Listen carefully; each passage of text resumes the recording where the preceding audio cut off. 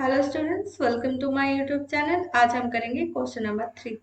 Question number 3 है a box of mass 40 kg is pulled up by a rope at a constant velocity on a rough inclined plane which makes an angle of 30° with the horizontal. Determine the coefficient of kinetic friction between the box and the surface of the plane. It is given that the tension of the rope is 250 Newton. Draw the force of body diagram. Draw the free body diagram. Take G equals to 10 meter per second square. ठीक है ना। तो यहाँ पर हमें draw करना है, तो पहले ही हम ड्रॉ कर लेंगे तो हमें भी आसान होगा क्वेश्चन का आंसर करने में। तो इसी तरीके से यहाँ पर एक पार्टिकल है और इसका फोर्स हम बना लेंगे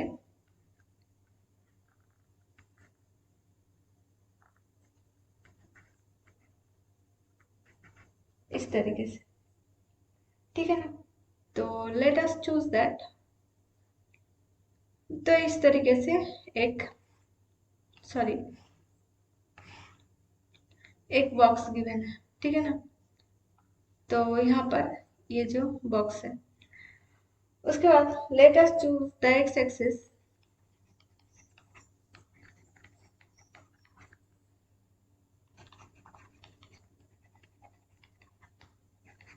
To be along the direction of motion, since the net force on the box is 0. We can put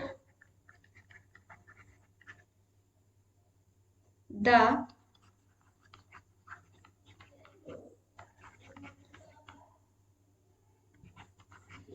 respective sums of the x and y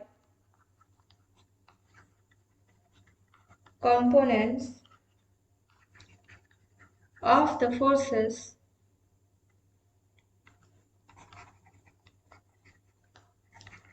to be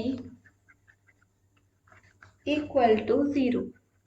That imply fx मतलब x axis के through जो force है t plus minus F K minus W X equals to 0 and F Y axis का जो force है F N minus W Y equals to 0। Equation number 1 ये है equation number 2। तो here F K equals to mu K F N and wx equals to mg sin 30° and wy equals to mg cos 30°। तो ये तीनों हम लेंगे equation number 3। तो from equation 2 we get fn minus fy equals to 0 imply fn minus wy। तो fn equals to क्या आ जाएगा wy, ठीक है ना।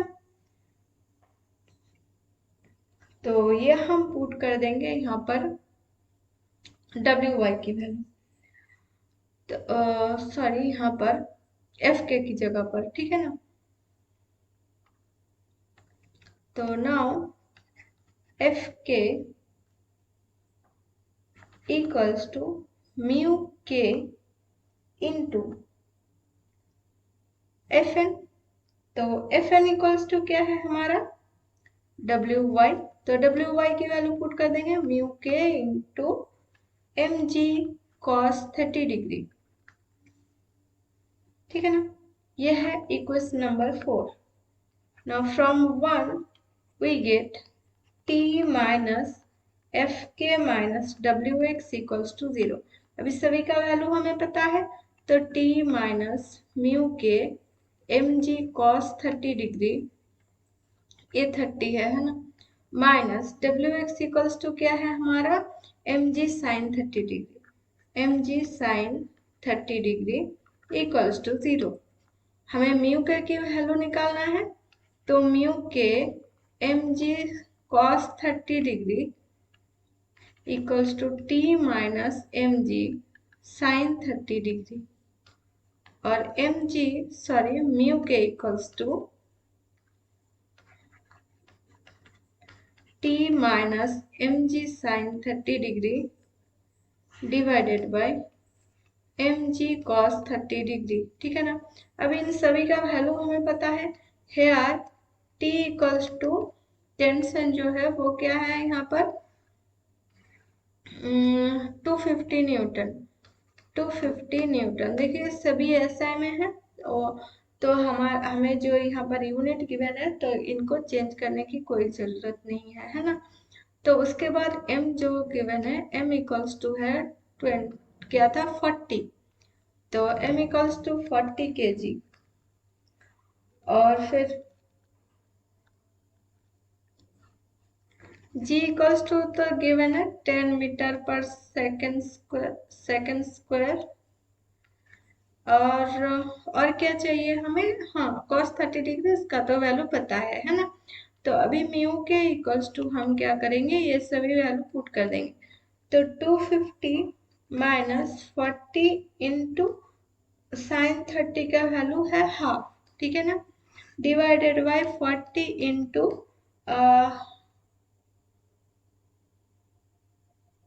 10 m इंटू जी, तो 40 into 10 400, 40 into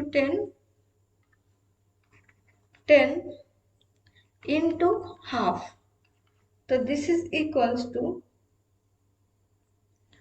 250 minus 200 divided by, यहाँ पर क्या आ जाएगा 40 एंड फिर 200, है ना, 50 बाई 200 इक्वल्स टू 5/4, 0.25, ठीक है ना।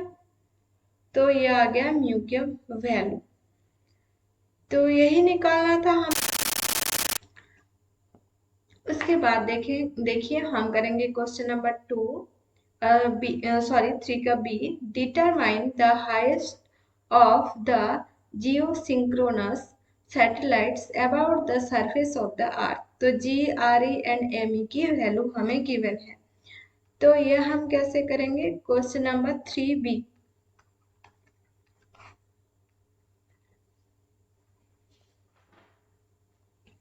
let the masses of the satellite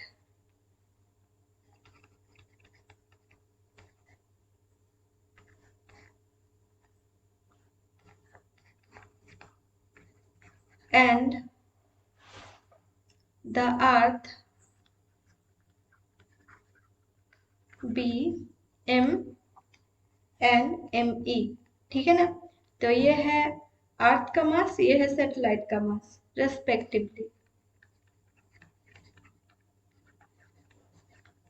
then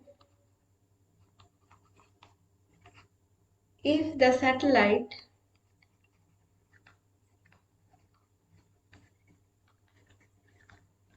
is orbiting the earth in a circle of radius r,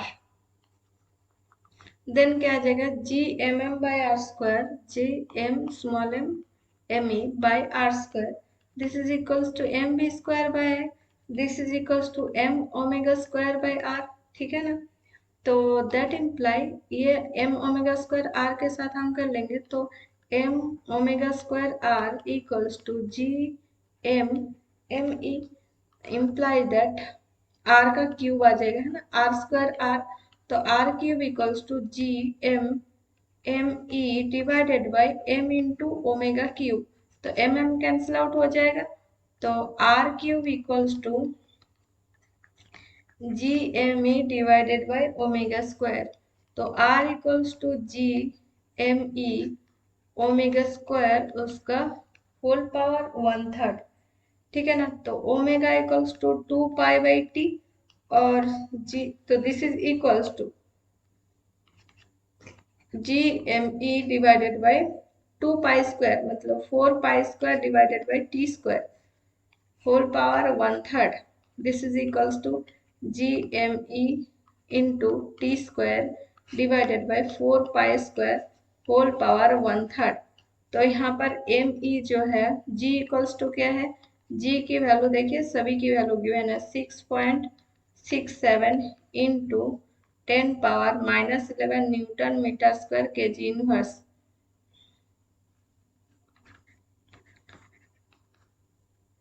Newton metre square K G inverse,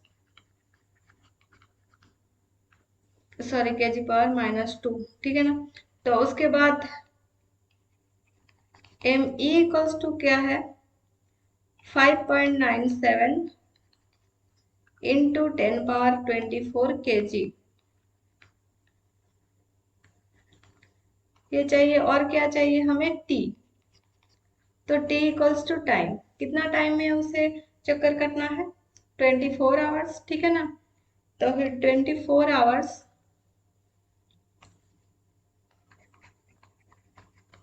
this is equals to 24 into 300 3600 second, so this is equals to 86400 second, ठीक है ना, तो यहाँ पर हम value put कर देंगे, तो r इक्वल्स टू क्या आ जाएगा, now r equals to 6.67 into 10⁻⁻11 into 5.97 into 10⁻24 into 86400 whole square divided by 4 into 22.7 का स्क्वायर, ठीक है ना,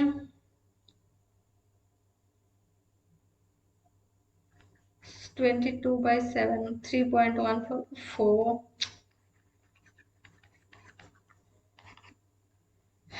दिस इज इक्वल्स टू, ये मीटर हो जाएगा 4.22 into 10⁻7 metre, the radius of the earth is R E equals to, हम क्या जानते हैं 6.37 इंटू 10⁻6 मीटर, तो द हाइस्ट sorry the height of the satellite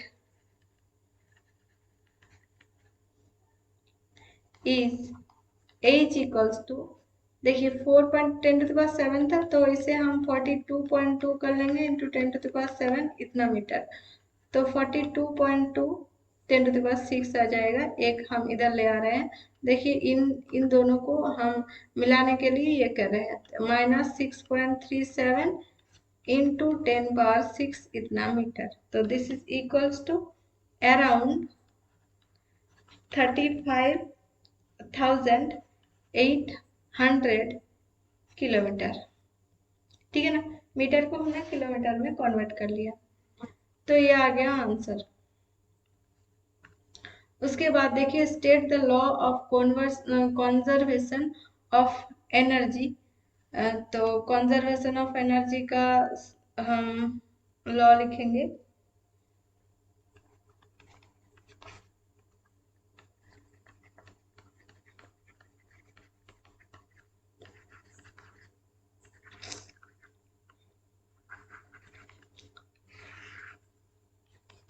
if the net force exerted on each particle in a two particle system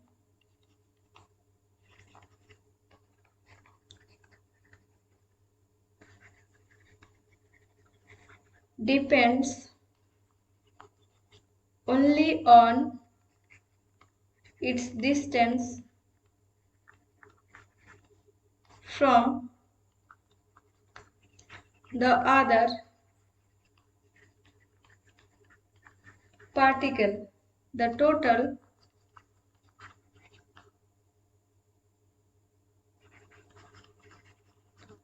mechanical energy of the two particle system remain constant। ठीक है ना। इसके बाद जो question है उसका answer करेंगे। A wooden cube is pushed across a rough floor at a constant speed by a horizontal force of 12 Newton and it moves a distance of 7 meters. If the thermal energy of the cube increased by 32 joule, what is the increase of the thermal energy of the floor? तो thermal energy total जो होता है वो floor and जो cube है दोनों का plus करके जो थर्मल एनर्जी होगा वो हो जाएगा टोटल थर्मल एनर्जी, है ना। और थर्मल एनर्जी जो होता है वो फोर्स इनटू यहाँ पर जितना दूर गया है डिस्टेंस, ठीक है ना। तो हम यहाँ पर energy the total 3C the total thermal energy is W equals to 12 into 7 joule. This is equals to 84 joule. So the thermal energy of the cube, the thermal energy